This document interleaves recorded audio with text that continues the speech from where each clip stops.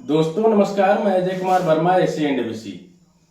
आज का वीडियो दोस्तों खास तौर से ब्रॉयलर फार्मिंग के ऊपर होने वाला है और इसमें कई सारे मेरे दोस्त हैं जो कि मुझसे कहते थे कि भाई आप वीडियो नहीं डाल रहे हैं। एक मेरे शहजाद भाई हैं जो कि इस समय दुबई में रहते हैं और दुबई में ही उनका काम चल रहा है। दोस्तों शहजाद भाई कहते हैं भाईजान आप वीडियो नहीं डाल रहे हो, क्या दिक्कत है, क्या प्रॉब्लम है। तो कुछ तो थोड़ा सा इशू था दोस्तों, मेरे इसमें टेक्निकल प्रॉब्लम आ गई थी जिसकी वजह से मैं वीडियो नहीं डाल रहा था।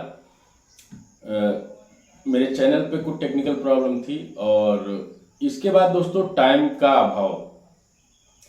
तो आज मैंने सोचा कि दोस्तों को ब्रॉयलर फार्मिंग से रिलेटेड कुछ जानकारी दी जाए। इसमें देखिए दोस्तों 2-3 टॉपिक्स लूंगा और वीडियो बहुत बड़ा हो जाएगा, इसलिए मैं वीडियो को थोड़ा कम ही बात करने वाला हूं वीडियो में, लेकिन टॉपिक्स सारे कवर करने की कोशिश करूंगा। सबसे पहली चीज दोस्तों, आप लोगों को एक जो मुख्य प्रॉब्लम है, जैसे बहुत सारे लोग कहते हैं कि हमारे बर्ड में केवल बाल दिखते हैं सर और वजन नहीं आता है। बाल कब आता है दोस्तों, कब बर्ड आपका फेदराइज होता है, इसका पहले कारण सुन लीजिए। पहली चीज, अगर आपके चूजे में जब आप चूजा खरीदते हो वो एक रजिस्टर्ड हैचरी से अगर चूजा है, बेहतरीन चूजा है, यानी जिसका परफॉर्मेंस हमेशा पॉजिटिव में होता है, अगर कहीं चूजा आपका इस तरह का है दोस्तों तो कभी भी ऐसी दिक्कत नहीं आएगी। कुछ चूजे ऐसे होते हैं दोस्तों कि जिसका पहले सप्ताह से ही इम्यूनिटी सिस्टम जो है उनका बहुत ही कमजोर होता है। जब इम्यूनिटी सिस्टम, चाहे मुर्गा हो, चाहे कोई भी जानवर हो या कोई इंसान हो, जिसका इम्यूनिटी पावर कम हो जाएगा, यानी कि आपके शरीर में वो विटामिन वो मिनरल्स नहीं रहेंगे, तो आपके ना शरीर पे ग्रोथ नहीं होगा, जिस तरह से होना चाहिए उस तरह से ग्रोथ नहीं आएगा। तो इसके लिए दोस्तों आप लोगों को क्या करना होता है, जब कभी भी चूजा ले, शुरुआती प्रोटोकॉल जो होता है दोस्तों, उस प्रोटोकॉल में आप एंटीबायोटिक जो चलाते हो, इसके बाद में कोई भी किडनी प्रेशर चलाते हो, जिससे कि आपका चिक्स जो है, एंटीबायोटिक इसलिए दिया जाता है दोस्तों कि आपका चिक्स जो है आता है तो वो ठीक रहे। एंटीबायोटिक का मतलब होता है दोस्तों डिजीज से लड़ने की क्षमता बढ़ जाए। दूसरी दवा जो है दोस्तों वो है किडनी प्रेशर, जिसकी वजह से याक वगैरह की प्रॉब्लम जो होती है वो खत्म हो जाए।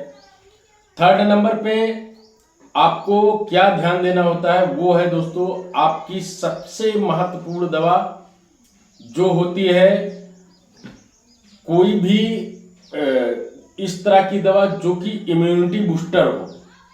इम्यूनिटी बूस्टर अगर दोस्तों आप लोग अपने चूजे को बराबर टाइमली देते हो तो 100% रिजल्ट मिलेगा आपको। उसके पीछे का कारण क्या है वो भी मैं आपको बताता हूं। जैसे शुरुआत में अगर आपने इम्यूनिटी बूस्टर नहीं दिया, भले ही उस चूजे की डेथ ना हो, मोर्टेलिटी ना हो, लेकिन वो चूजा जिस तरह से आप चाहोगे, कि आप देखेंगे कि फीड भी खा रहा है। कुपोषित बच्चे कैसे होते हैं दोस्तों, कुपोषित बच्चे ऐसे ही होते हैं, वो खाना तो अधिक खाएंगे पर बार बार लैट्रिन करते हैं, प्लस उनका जो हाथ पैर एकदम पतला पतला सा हो जाएगा, पेट बाहर आ जाएगा। तो ये होता है कुपोषण का कुपोषण होता है दोस्तों। तो इसी तरीके से आपका जो बर्ड है वो कुपोषित हो जाता है। इसीलिए दोस्तों शुरुआत के दिनों में जैसे ही चूजा आपके यहाँ आता है, हर तीसरे दिन पे अगर आप अपने चूजे को इम्यूनिटी बूस्टर लगा देते हो दोस्तों, उसमें कई सारे इम्यूनिटी बूस्टर हैं, बहुत बेहतर काम करते हैं। एक आता है माइक्रो गार्ड करके दोस्तों, मैं इस पे बिलीव करता हूँ, काफी बेहतर रिजल्ट है इसका और मार्केट में लोग भी इस पे बहुत ही अच्छे से भरोसा करते हैं। ये हो गया। इसके साथ में A to Z भी चलाते रहो। A to Z क्या है, टोटली मल्टीविटामिन है दोस्तों। मल्टीविटामिन जब बर्ड चूजे को मिलता है तो वो ग्रोथ अच्छा करता है। तो ये हो गया, ये शुरुआती प्रोटोकॉल है। अब बारी आती है दोस्तों कि कहते हैं लोग, कहते हैं कि भाई हमारा तो जो मुर्गा है वो आज 20 दिन का हो गया है, वजन है उसका 400 ग्राम, बड़े बड़े से फैदर हो गए हैं। तो उसको ध्यान देने की जरूरत यह है दोस्तों कि अगर आपने ये सारी चीजें चलाई है तो इसके बाद में आप लोगों को ये ध्यान देना होता है कि भाई कहीं ना कहीं हमारा जो मुर्गा है उसको कोई बीमारी तो नहीं लग गई है। कुछ बीमारियां ऐसी हैं दोस्तों, जैसे CRD हो गया, इकोली हो गया, ये डिजीज जब लग जाती है ना तो आपका मुर्गा या जो चूजा है वो ग्रोथ नहीं लेता है और उसका पंख बढ़ने लगता है, उसकी जो कलगी है वो बढ़ने लगती है, पैर जो है सूखने लगता है। ऐसे सिचुएशन में आप लोगों को सिर्फ और सिर्फ दोस्तों एक काम ये करना होता है कि तुरंत अल्टीमेटली जैसे ही ये इस तरह का लक्षण दिखे, आप लोगों को पहले जो लक्षण हो उसकी दवा चलानी है। कोई भी ग्रोथ प्रमोटर नहीं, सिर्फ वो दवा चलाइए। अब जैसे मान लीजिए CRD आ गई है तो CRD में घुर घुर की आवाज आएगी। रात में आप चेक करिएगा कि रात में जब आप लाइट बंद करेंगे, लाइट बंद करते ही दोस्तों उसमें आप देखेंगे कि जो मुर्गा है वो एक साइड में बैठेगा, वहां पे उसकी घुरघुराहट की साउंड आएगी, प्लस जब मोटेलिटी हो जाए उसका नाक दबा लिए, जो श्वसन नली होती है, श्वसन नली दोस्तों पूरी तरीके से ब्लॉक हो जाती है। ब्लॉक होने पे उस पे क्या होता है, छोटे छोटे से बहुत सारे आप देखेंगे कि उसमें दाने टाइप के पड़ जाते हैं, यानी फफोले पड़ जाते हैं ग्रास नली में, श्वास नली में। तो इसकी वजह से मोटेलिटी होती है। तो आप तुरंत उसकी दवा चलाइए। अगर आपको इकोली के लक्षण दिख रहे हैं तो इकोली की दवा चलाइए। इकोली में आप जानते ही हैं, जैसे ही चूजे का पोस्टमार्टम करेंगे, फर्स्ट टाइम जहां से आप कट मारते हैं जस्ट उसके नीचे जाएंगे तो आपको व्हाइट वाला सब कवर किया हुआ मिलेगा। उसके बाद कलेजी जिसको बोलते हो आप लोग, लीवर कहते हैं, लीवर पे बहुत सारा व्हाइट से ऐसे लगेगा कि अजीब टाइप का जमा मिलेगा। तो ये सारी दिक्कतें अगर होती हैं दोस्तों तो इनकी दवा पहले कर लो, इसके बाद में आप कोई भी ग्रोथ प्रमोटर यूज करो। उसमें दोस्तों अगर आपका मुर्गे का पैर सूख रहा है और मुर्गा कम वजन ले रहा है तो आपको 2 दवाएं स्पेशल मैं बताता हूं, इन्हीं को चलाना होता है, क्योंकि इसका रिजल्ट टॉप है दोस्तों। मैंने देखा है इस चीज को। आप डेक्सोरेंज ले लें और उसके साथ डेक्सोरेंज के साथ में आप एस्टोकैल्शियम ले लें। एस्टोकैल्शियम और डेक्सोरेंज का इतना गजब कॉम्बिनेशन होता है भाई कि ये ना परफेक्ट काम करता है। और मैंने देखा है, मैं अपने 10 बार, कम से कम 10 बार मैं इसको रिपीट कर चुका हूं और अच्छा रिजल्ट मिलता है। ये दोनों दवाएं बीमारियों के बाद में मुर्गे का फीड इंटेक बढ़ा देती हैं, मुर्गे में ब्लड बढ़ा देती हैं, मुर्गे में मल्टीविटामिन भर देती हैं, सारी चीजें जिस विटामिन की कमी होती है ना तो आप A to Z के साथ में लगाते हैं, सारे विटामिन पूरे हो जाते हैं। प्लस जो आपका ऑस्टोकैल्शियम होता है, ये इससे आपके मुर्गे का पैर जो है बेहतर लाल लाल दिखने लगेगा। पूरा पैर की जो झुर्रियां हैं वो सारी खत्म हो जाएंगी। आपका चूजा जो है बहुत ही बेहतर ग्रोथ पे दिखेगा। तो ये दवाएं हैं दोस्तों। अगर किसी भाई का जो चूजा है ये या मुर्गा है, अगर मान लीजिए कि लोग कहते हैं कि भाई मेरा 28 दिन का हो गया है, 28 दिन के बाद में भी ग्रोथ नहीं आ रहा है, 30 दिन पूरा होने वाले हैं, मुर्गे का जो बॉडी वेट है वो 1 kg भी नहीं है, ऐसे सिचुएशन में देखिए, कोई आप अगर अच्छी वैरायटी का चूजा डाले हैं, मैं बार बार इसी बात को बोलता हूं दोस्तों, अच्छी वैरायटी का अगर चूजा होगा तो ये सारी दिक्कतें नहीं आएंगी। या दिक्कतें कब आ सकती हैं, जब आपका जो फीड है, फीड अगर नहीं सही रहेगा तो ये दिक्कतें आ सकती हैं। तो पहली चीज आप अपने फीड पे अपना वो रखिए कि भाई हमारा फीड जो है ये एकदम सही है। फीड का जो रिजल्ट है वो हमेशा टॉप में रहता है। अगर फीड सही है तो लास्ट टाइम तक आप देखेंगे दोस्तों कि ग्रोथ अच्छा आएगा। अगर फीड ही खराब होगी तो नहीं आएगा। कुछ मेरे दोस्त, ये तो हो गया एक लोग का। दूसरे एक भाई हैं जो कि यार कॉन्ट्रैक्ट फार्मिंग करने के लिए कह रहे हैं, तो भाई उन्होंने हमसे एक सलाह मांगा है कि भाई कॉन्ट्रैक्ट फार्मिंग बेस्ट है या निजी फार्मिंग बेस्ट है। तो उन भाई साहब को मैं एक चीज़ ये कहना चाहूँगा, उन्होंने मुझे कई सारी बार इसमें कमेंट भी किया है, मुझे मैसेज भी करते हैं व्हाट्सएप पे। तो उनके लिए मैं एक चीज़ कहना चाहूँगा, अगर आपका फर्स्ट लॉट है तो आप फर्स्ट पहली बार करने जा रहे हो तो आप ना कम से कम 2000-2500 से काम शुरू करिए।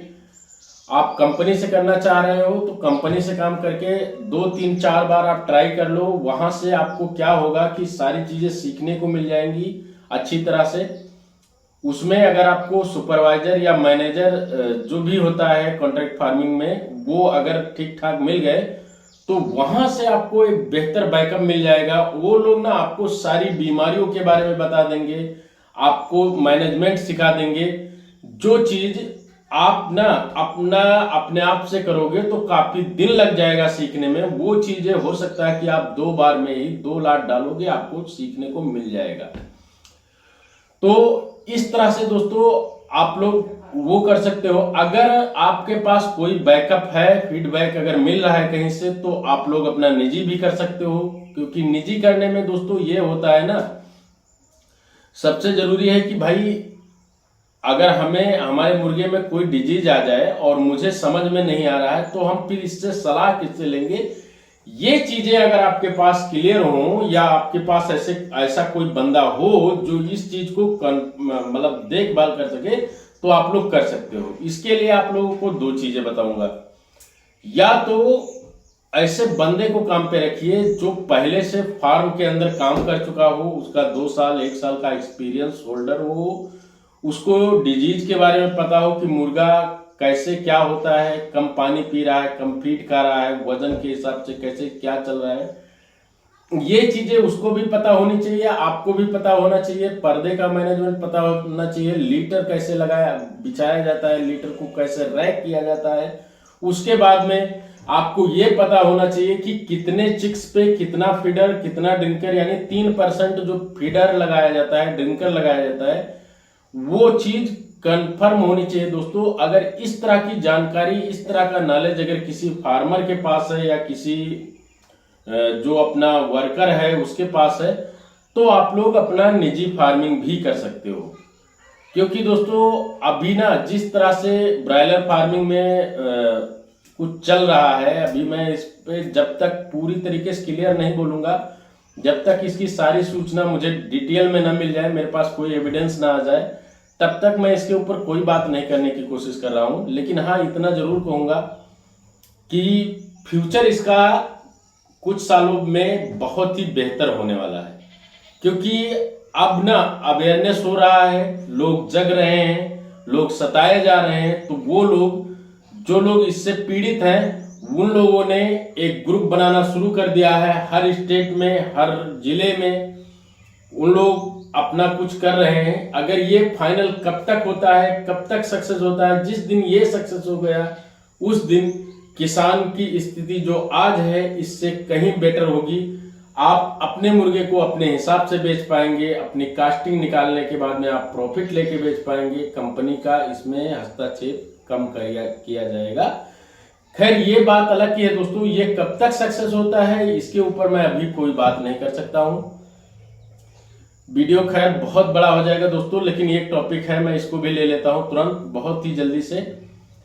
कुछ लोग कहते हैं कि भाई ठंडी और गर्मी हो या जाड़ा बरसात हो, कोई भी मौसम हो, उसमें हमें जो वैक्सीनेशन किया जाता है ब्रायलर फार्म में, जो ब्रायलर मुर्गा होता है उसके ऊपर वैक्सीनेशन का जो मामला है, ये क्या ठंडी में हम लोग वैक्सीन दें या ना दें, गर्मी में वैक्सीन दें या ना दें। तो मैं उनका सब लोगों का एक डाउट जो है क्लियर करना चाहूंगा कि भाई देखो, वैक्सीन आपका एक सुरक्षा कवच होता है।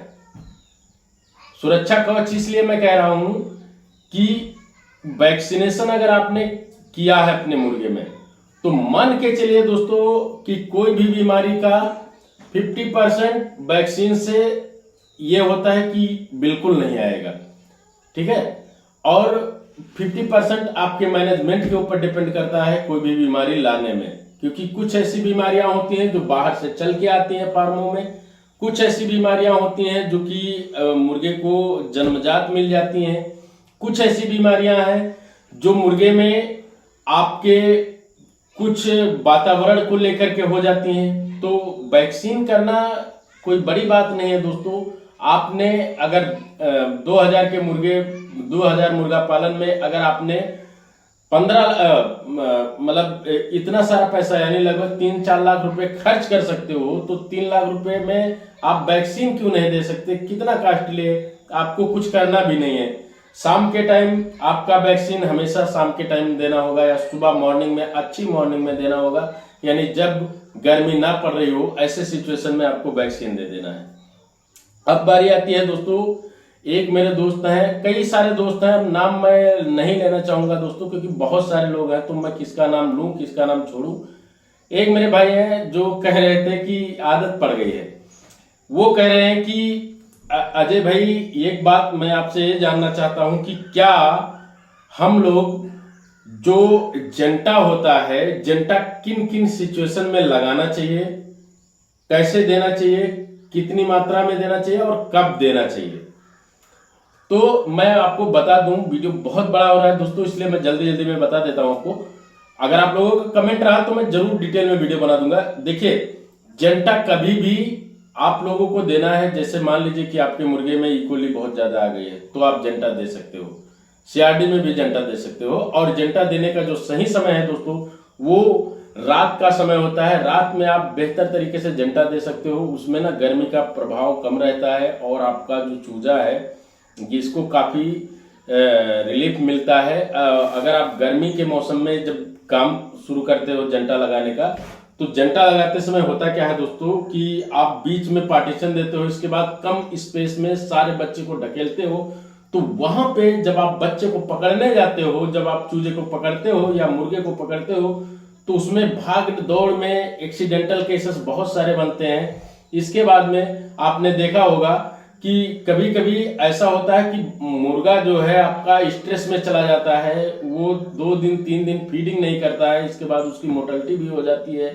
कभी कभी आप जल्दबाजी में मुर्गे को पकड़े, कोई पकड़ने गया है तो किसी के हाथ में पैर आ गया तो पैर से पकड़ लिया, किसी के हाथ में गला आ गया, पंख आ गया, पंख पकड़ते ही पंख टूट जाता है।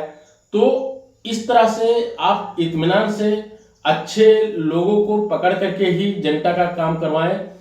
नहीं तो जंटा तो आप ठीक है आप दे देंगे, लेकिन उससे कुछ बॉडी इफेक्ट बहुत ज्यादा आएगा। उससे आपका जो, जैसे मान लीजिए कि मुर्गे का पंख टूट जाएगा या पैर में टूट जाएगा, या मतलब जैसे 2 चूजे हैं, अब भाग रहे हैं, कहीं इधर ड्रिंकर से टकरा रहे हैं, कहीं फीडर से टकरा रहे हैं, कहीं आपके पिलर से टकरा रहे हैं। तो उसमें होता क्या है दोस्तों कि आप देखते होंगे जब तेजी से मुर्गा भाग के जाता है, एक्सीडेंट होता है, उसका कहीं भी टच करता है किसी चीज को, तो वहां पे जब आप उसकी मोर्टेलिटी होती है, आप फाड़ के देखिए तो वहां पे आप देखेंगे कि पूरे ब्लड का एक स्पॉट मिलेगा, जिस खून का जो थक्का होता है वो थक्का एक जगह पे जम जाता है, चाहे वो सीने पे हो या कमर पे हो या कहीं भी हो। तो ऐसे सिचुएशन में आपका काफी नुकसान हो जाता है। इसलिए जंटा दोस्तों हमेशा रात में इत्मीनान से दीजिए। आशा करता हूं दोस्तों कि वीडियो आप लोगों को पसंद आया होगा। अगर वीडियो पसंद आया तो वीडियो को लाइक करें, कमेंट करें और अपने दोस्तों को शेयर जरूर करें। फिर मिलेंगे दोस्तों अगले वीडियो में, तब तक के लिए धन्यवाद। Thanks for watching, thank you so much, नमस्कार।